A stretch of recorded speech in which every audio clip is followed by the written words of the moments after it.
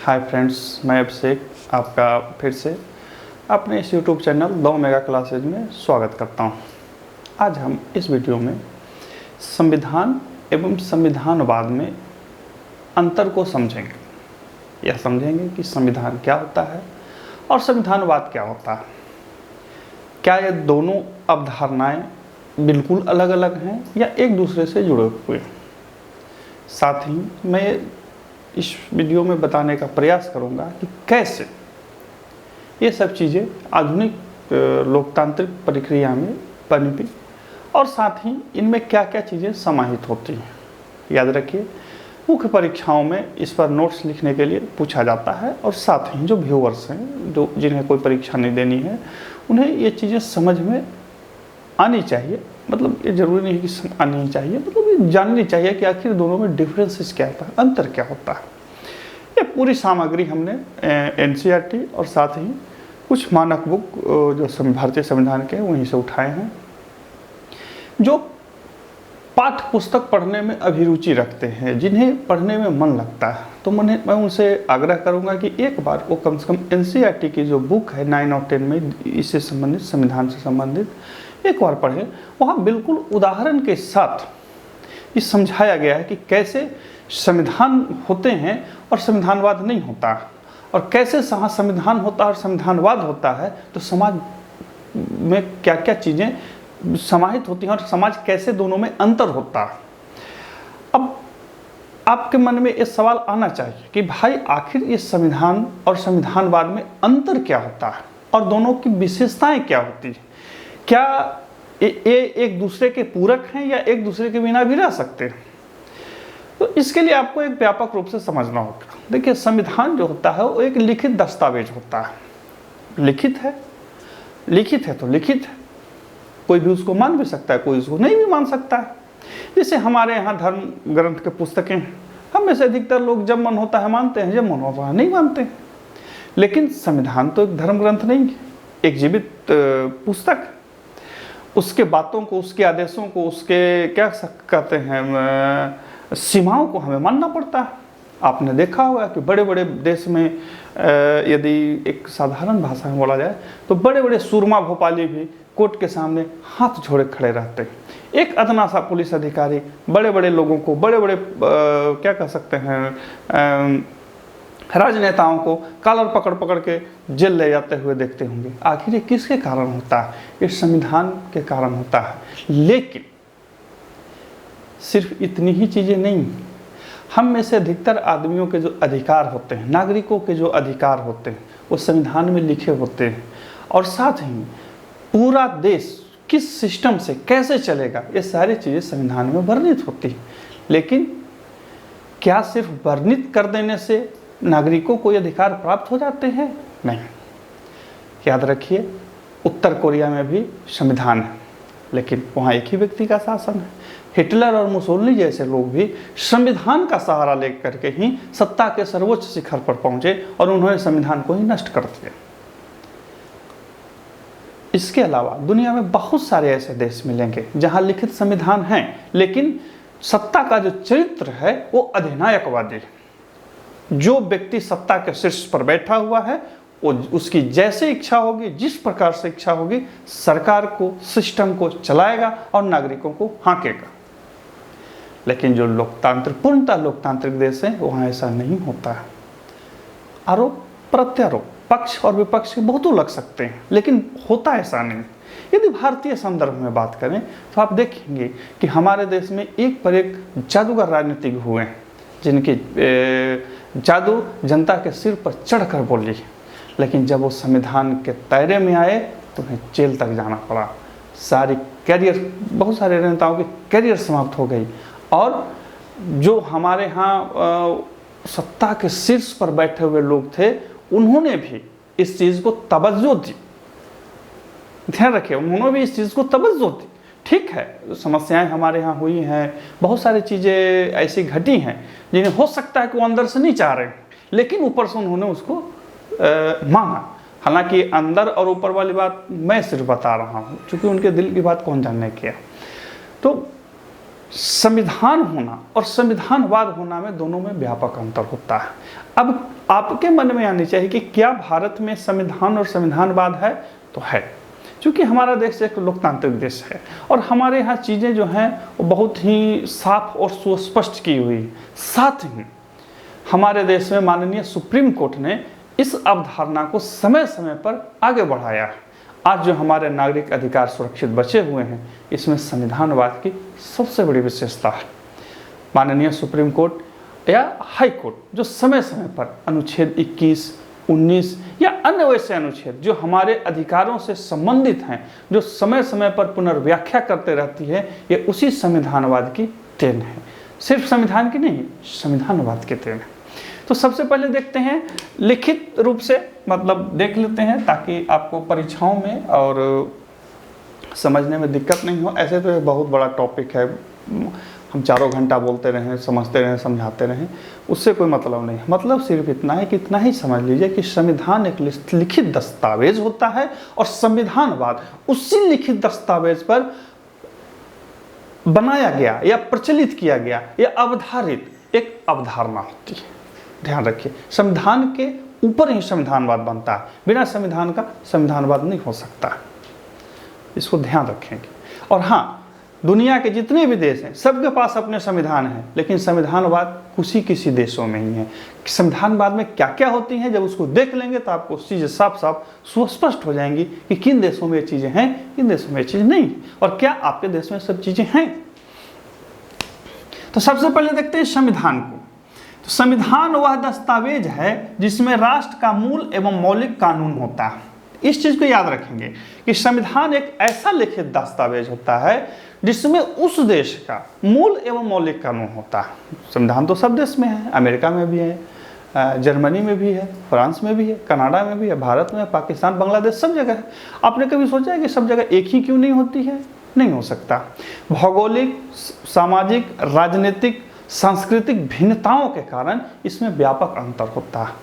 किसी भी देश का संविधान जो होता है उस क्षेत्र में पनपने वाले सभ्यता एवं संस्कृति के आचार विचार व्यवहार पर बना हुआ होता है और वही के मौलिक कानूनों को लेकर के, मौलिक विचारधारा को लेकर के संविधान बनाए जाते हैं। ऐसा नहीं है कि अमेरिका का संविधान ला करके एकदम सीधा कट पेस्ट करके भारत में ला दिए या भारत का संविधान उठाए नेपाल में जाकर लगा दिए। ऐसा नहीं हो सकता। लोगों की ज़रूरतें, लोगों की आकांक्षाएं अलग अलग होती हैं और ये सब जो अंतर होते हैं ये मुख्य रूप से सांस्कृतिक, सामाजिक, भौगोलिक भिन्नताओं के कारण होते हैं। तो संविधान वह दस्तावेज है जिसमें राष्ट्र का मूल एवं मौलिक कानून होता है। मूल एवं मौलिक कानून होता है, सब चीज़ उसमें नहीं लिखा रहेगा। मूल एवं मौलिक कानून है कि ऐसे ऐसे देश चलेगा, ऐसे ऐसे संगठन होंगे, इस तरह से संगठन अपने अपने अधिकार को प्राप्त करेंगे। अब उसमें नहीं लिखेगा कि अरे देखो पुलिस बिना हेलमेट का जा रहा है तो उसको ऐसे पकड़ लेना है, ये सब नहीं लिखा। उसमें मौलिक एवं मूल कानून ही होते हैं। बाकी जो कानून बनाते हैं उसके संगठन बनाते हैं। संविधान किसी देश में सरकार को आधार प्रदान करता है, राजनीतिक संगठन की संरचना करता है तथा व्यक्तिगत एवं सामूहिक अधिकार एवं स्वतंत्रता की गारंटी देता है। संविधान में ये सब चीजें लिखित होती हैं। याद रखिए, संविधान में ये सब चीजें लिखित होंगी, लेकिन संविधानवाद में ये सब चीजें अवधारित होती हैं। लिखित नहीं होता। संविधानवाद में लिखित नहीं होगा, वो अवधारित होगा, अवधारणा होगी कि ऐसा होता है। तो संविधान में सब चीजें क्या होती हैं? लिखित होती हैं। यदि लिखित नहीं है तो फिर संविधान नहीं है, गलत चीज है, ऐसा नहीं हो सकता। लेकिन बात मैंने पहले भी बोला कि लिखित होना और उसको अनुप्रयोग में लाना, दोनों में बहुत अंतर होता है। और वो अंतर कैसे आता है वो आगे बताता हूँ।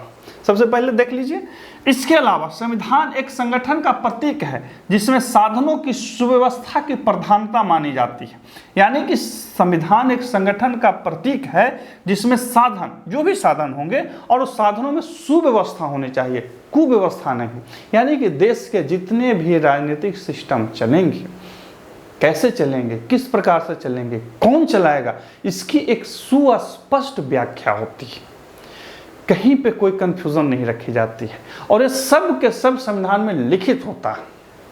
लिखित नहीं है तो माना जाएगा कि भाई दिक्कत है। ये सारी चीजें लिखित होती है, ये संविधान की विशेषता होती है। अब देखते हैं संविधानवाद। हालांकि इसमें और भी बहुत सारी चीज़ें जोड़ सकते हैं, लेकिन हमने मुख्यतः यही 3 चीज़ें ली हैं जिससे आपको समझ में आ सके कि संविधान होता क्या है। सीधी सी ऐसे तो कोई इसकी कोई बहुत क्या कहते हैं, कोई एक सुस्पष्ट परिभाषा नहीं है। पश्चिम विचारक कुछ और कहते हैं, इधर अन्य विचारक जो होते हैं कुछ और कहते हैं, लेकिन इतना मान के चले कि संविधान का मतलब ही होता है एक ऐसा लिखित दस्तावेज जो किसी राष्ट्र का मूल एवं मौलिक कानूनों को अपने में समाहित रखता है। अब है संविधानवाद। तो संविधानवाद एक विचारधारा, ध्यान रखिए, यहाँ लिखित था, दस्तावेज था, यहाँ एक विचारधारा। संविधानवाद एक विचारधारा का प्रतीक है जिसमें लक्ष्यों एवं उद्देश्यों की प्रमुखता होती है।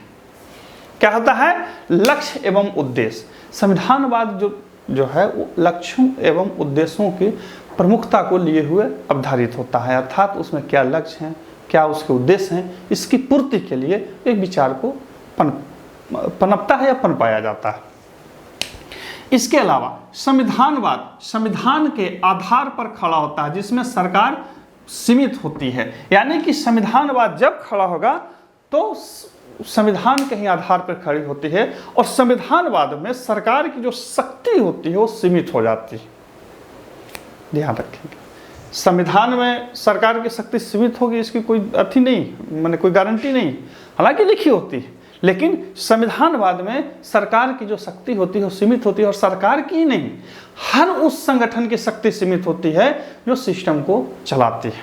इसे चेक एंड बैलेंस का रोल कहा जाता है, अर्थात शक्ति जो है ऐसे संतुलित कर दिया जाता है विभिन्न उसके जो क्या कह सकते हैं आनुषंगिक संगठन होते हैं उनके बीच में, ऐसे उसको रखा जाता है ताकि कोई भी अपने शक्ति का दुरुपयोग नहीं कर सके। और ये अवधारित धीरे धीरे विकसित होता है। शक्तियों का पृथक्करण, न्यायिक नियंत्रण एवं जवाबदेह सरकार इसके मूल अवधारणा में है। यानी कि कोई पूछे आपसे कि संविधानवाद का मूल अवधारणा क्या है, तो शक्तियों का पृथक्करण होना चाहिए, न्यायिक नियंत्रण एवं जवाबदेह सरकार, यानी कि सरकार की जवाबदेही होनी चाहिए। मैंने पहले भी बोला कि जहाँ संविधान है वहाँ कोई ज़रूरी नहीं है कि इस तरह से चीज़ें सरकारें जो होती है जवाबदेह होती है। इसमें जहाँ संविधान है वहाँ पे जरूरी नहीं कि सरकार जनता के प्रति जवाबदेही हो सकता है एक बार चुन ज़्यादा साल तक चुना ले रहेगा। यहाँ जवाबदेही है। जवाबदेही का मतलब है कि जो भी सरकार बनेगी वो जनता के प्रति उत्तरदायी रहेगी, और यदि जनता को ये लगता है कि नहीं सरकार ने कुछ अच्छा नहीं किया है तो मत दे करके सरकार को बदल देगी, चेंज कर देगी। कोई पार्टी के प्रमुख सरकार के प्रमुख ये नहीं कह सकते हैं कि देखो ऐसा है कि हम ही को रहने दो, ऐसा नहीं हो सकता।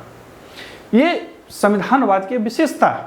लोकतांत्रिक प्रक्रियाओं का, लोकतांत्रिक मूल्यों का उन्हें पान करना ही पड़ेगा कि नहीं हमने जो किया जनता उससे खुश है, दोबारा चुनेगी, हमने किया जनता खुश नहीं है, हमें हटा देगी। आप भारत में देखते होंगे बड़े से बड़े करिश्माई नेता भी धूल चाट जाते हैं, और साधारण से साधारण राजनीतिक भी हमारे देश के सर्वोच्च क्या कहते हैं व्यवस्था के ऊपर तक चले जाते हैं। इसके पीछे क्या है? जनता की जो प्रति जो सरकारों की जवाबदेही है वही। हालांकि मैं ये नहीं कह रहा हूँ कि हमारे यहाँ जो सरकारें हैं पूर्णतः जनता के प्रति जवाबदेही हैं, उसमें बहुत सारी चीज़ें समाहित होती हैं, लेकिन एक मूल और मौलिक अवधारणा यही है कि जो लोकतांत्रिक प्रक्रिया में क्या कहते हैं संविधानवाद में जो सरकारें होती हैं वो पूर्ण रूप में जनता के प्रति जवाबदेह होती हैं।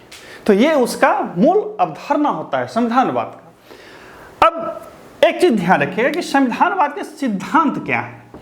तो संविधानवाद के कुछ मूल सिद्धांत हैं, परीक्षाओं में यही लिखना पड़ता है कि संविधानवाद के सिद्धांत क्या क्या है, और ये आपसे पूछ देगा, पीटी के परीक्षा में पूछ देगा पीसीएस में कि निम्न में से आप किसी संविधानवाद के मूल सिद्धांत में नहीं समझते या आप उसको नहीं रखना चाहते या आप रख सकते हैं, इस तरह से प्रश्नों को पूछ सकता है। तो संविधानवाद के मूल सिद्धांत में क्या क्या है कि शक्तियों का पृथक्करण, यानी कि शक्ति स्पष्ट रूप से विधायिका, कार्यपालिका एवं न्यायपालिका में बंटा होना चाहिए। यानी कि किसी देश के जो शक्ति का जो बंटवारा है और कार्यपालिका, न्यायपालिका और विधायिका के बीच में सुस्पष्ट होना चाहिए, और साथ ही सभी एक दूसरे से इस प्रकार से गुथे होने चाहिए कि किसी का भी अधिनायकवाद नहीं चले। मैंने उदाहरण दिया कि हिटलर और मुसोलिनी जैसे लोग सत्ता के शीर्ष पर संविधान के द्वारा ही पहुंचे, लेकिन उन्होंने संविधान को नष्ट कर दिया। हमारे देश में ऐसा हो सकता है? नहीं हो सकती है। क्यों? क्योंकि हमारे देश में संविधानवाद की अवधारणा को विकसित किया गया। यदि विधायिका कोई ऐसा कानून बनाती है जो हमारे मौलिक अधिकारों को क्या कह सकते हैं, खराब कर सके, रोक सके, प्रभावित कर सके, या हमारे किसी ऐसे कानून को प्रभावित कर सके जो देश के लिए उचित नहीं हो, तो माननीय उच्च न्यायालय उसको देख सकता है, रिव्यू कर सकता है और उसे असंवैधानिक घोषित कर सकता है। मूलभूत ढांचा के सिद्धांत में सुप्रीम कोर्ट ने रखा है कि देखिए, आप ऐसा नहीं है कि आप कोई भी कानून बना लीजिएगा हम उसको मान लेंगे, नहीं। इसके अलावा कार्यपालिका और विधायिका और कार्यपालिका, फिर न्यायपालिका, इन सबके बीच में इस तरह से चीज़ों को समायोजित किया गया है कि सभी एक दूसरे पर डिपेंड हैं, लेकिन स्वतंत्र भी हैं और साथ ही एक दूसरे पर अंकुश भी रखते हैं। बात समझ रहे हैं ना? यानी कि कार्यपालिका भी कोई ऐसा मनमाना काम नहीं करेगा कि विधायिका का उस पर कोई नियंत्रण नहीं है, जो मन हो सो कर रहा है, ऐसा नहीं है। विधायिका कानून बनाएगी, उसी कानून का पालन कार्यपालिका करेगी, और वो कानून सही है कि नहीं है, कानून का सही तरीके से पालन हुआ है कि नहीं है, यह न्यायपालिका देखेगी। और यदि न्यायपालिका को लगता है कि नहीं ये गलत है, तो उसे रोक सकती है, असंवैधानिक घोषित कर सकती है। और इस मामले में विधायिका नहीं कह सकती है कि इस कानून बनाना मेरा अनन्य अधिकार है, आप उसको कैसे रोक सकते हैं। यहाँ पर मामला कभी भारत में आया कि देखिए कानून बनाना हमारा अनन्य अधिकार है, आप कैसे रोक सकते हैं। सुप्रीम कोर्ट ने कहा कि देखिए, आपका जिस प्रकार से कानून बनाना अनन्य अधिकार है, ठीक उसी प्रकार से कानून को देखना भी मेरा अनन्य अधिकार है। आप खोज के लाइए कि कहाँ नहीं लिखा हुआ कि हम किसी कानून को नहीं देख सकते। सरकार का जो प्रतिनिधि थे वो चुप, कोई जवाब नहीं उनके पास। उन्होंने हाथ जोड़ा, बोला श्रीमान गलती हो गई। तो हमारे यहाँ इस तरह से बैलेंस किया गया। हालांकि मैं ये नहीं कह रहा हूँ कि मेरे यहाँ अपने यहाँ जो बैलेंस है बहुत ही उच्चतम आदर्श और स्थितियों को प्राप्त कर चुके हैं, लेकिन है, और वो धीरे धीरे आगे बढ़ रहे हैं। आप बहुत सारे वकील का नाम सुनते होंगे, अधिवक्ता का नाम सुनते होंगे कि कैसे वो चीज़ों को सुप्रीम कोर्ट के संज्ञान में लाते हैं और माननीय कोर्ट उस पर ध्यान देती है। हालांकि वर्तमान में क्या होता है कि हम राजनीतिक विचारधारा के अधीन उन चीज़ों को देखने के आदी हो चुके हैं। आप उस नज़रिए से अलग आकर के भी देख सकते हैं। खैर, तो शक्तियों का स्पष्ट रूप में विधायिका एवं कार्यपालिका तथा न्यायपालिका में बटा होना चाहिए। इसके अलावा जिम्मेवार एवं जवाबदेह सरकार होनी चाहिए, मैंने पहले भी बोला। ठीक, उसके बाद लोकप्रिय संप्रभुता, कानून का शासन, स्वतंत्र न्यायपालिका, ठीक है, व्यक्तिगत अधिकार, सेना पर नागरिक सरकार का नियंत्रण, पुलिस की जवाबदेही, प्रेस की स्वतंत्रता इत्यादि ये सब चीजें जो हैं ये मूल अवधारणा है किसके? संविधानवाद की। पुलिस होनी चाहिए, लेकिन इतनी भी स्वतंत्र नहीं होनी चाहिए कि उस पर किसी का नियंत्रण ही नहीं हो। सेना जरूर होनी चाहिए, देश की रक्षा कैसे होगी, लेकिन सेना नागरिक सरकार के अधीन में होनी चाहिए। सेना राष्ट्र की सुरक्षा के लिए बनाई गई है, राष्ट्र चलाने के लिए नहीं। ठीक है। इसके अलावा एक चीज इसमें लिखा है कि लोकप्रिय संप्रभुता। अभी लोकप्रिय संप्रभुता क्या है? लोकप्रिय संप्रभुता का तात्पर्य हुआ कि कोई पार्टी अपनी कार्य पद्धति, विचारधारा इत्यादि को लेकर के जनता के सामने आती है। जनता को लगता है कि भाई ये बहुत अच्छी चीज़ है, उसे मत देती है और वो मत को प्राप्त करके राजनीतिक पार्टी सत्ता में आती है और सत्ता को चलाती है। कालांतर में जनता को ये लगता है कि नहीं देखिए, आपने जो बोला था वो सही नहीं था, हम आपको हटाते हैं, तो उसे हटना पड़ेगा। बात समझ रहे हैं ना? हटना पड़ेगा। यानी कि हमारे यहाँ जो संप्रभुता विकसित की गई है, संप्रभुता का मतलब होता है कि अपने आप को स्वतंत्र रखना। ठीक है, हम किसी के डर और दबाव में नहीं है। तो जनता और सरकार सबके साथ ही ऐसा रखा गया है कि कोई भी डर और दबाव में काम न करे। जनता भी जो है वो वोटिंग जो करे, किसी डर और दबाव में वोट न करे। ऐसा नहीं है कि डर से किसी को वोट कर दे, ऐसा नहीं होना चाहिए। इसके अलावा स्वतंत्र न्यायपालिका, मैंने पहले भी बोला। व्यक्तिगत अधिकार, यानी कि किसी भी देश में नागरिकों को जो प्राप्त व्यक्तिगत अधिकार हैं वो जानते हैं, वो किसी भी संविधान और संविधानवाद का थर्मामीटर होता है। किसी भी देश में जो नागरिकों को प्राप्त मूल अधिकार होते हैं वो किसी भी देश के क्या कहते हैं, संविधान और संविधानवाद के थर्मामीटर होते हैं कि वहाँ के नागरिकों को कितना अधिकार प्राप्त है, साथ ही अल्पसंख्यकों के साथ वहाँ का संविधान और सिस्टम कैसा व्यवहार कर रहा है, वहाँ जो छोटे छोटे ग्रुप्स हैं, वहाँ जो छोटे छोटे लोग हैं, समूह जनसमूह हैं, उनके साथ संविधान में कैसे गारंटी दी गई है और कैसे आधुनिक समय में व्यवहार हो रहा है। ये सब चीज़ें जो होती हैं ये किसी भी देश के शासन और क्या कहते हैं संविधान, संवैधानिकता, इस सभी का थर्मामीटर होता है। यदि अच्छा है तो अच्छा है, यदि नहीं है तो फिर गड़बड़ है। नहीं, प्रेस की स्वतंत्रता, इसके अलावा और भी आपको चीज़ें जो लग सकती हैं आप उसको जोड़ सकते हैं। तो ये सब चीज़ें जो होती हैं वो संविधानवाद में होती हैं। ये संविधान में एक चीज़ ध्यान रखें कि मैं सीधे सीधे बता दूं कि संविधान और संविधानवाद में सिर्फ और सिर्फ क्या कह सकते हैं, लिखित और भावनाओं का ही अंतर होता है। संविधान जहाँ लिखित होते हैं, संविधानवाद वहाँ विकसित अवधारणा होती है और उसको विकसित होने के लिए संविधान की आवश्यकता पड़ती है। समझ रहे हैं बात को? तो ये था हमारा संविधान एवं संविधानवाद पर एक वीडियो। आशा है आपको अच्छा लगेगी। जो भी आप देखते हैं, समझते हैं, सुनते हैं, उसको देखिए, समझिए, सुनिए और साथ ही मैंने प्रारंभ में ही आग्रह किया कि आप एनसीईआरटी के बुक को जरूर पढ़ें ताकि आपको चीज़ों के बारे में सही समझ हो। जब सही समझ हो तो आप लिख सकते हैं। इसके अलावा जब आप मेंस परीक्षा लिखने जाते हैं तो उसके पहले मैं आपसे आग्रह करूंगा कि हमेशा बहुतों बार लिखने का प्रयास करें और साथ ही जब भी लिखें तो जानकारी आपकी जो हो वो अलग मैटर है, लेकिन शब्द जो हैं वो सही होने चाहिए।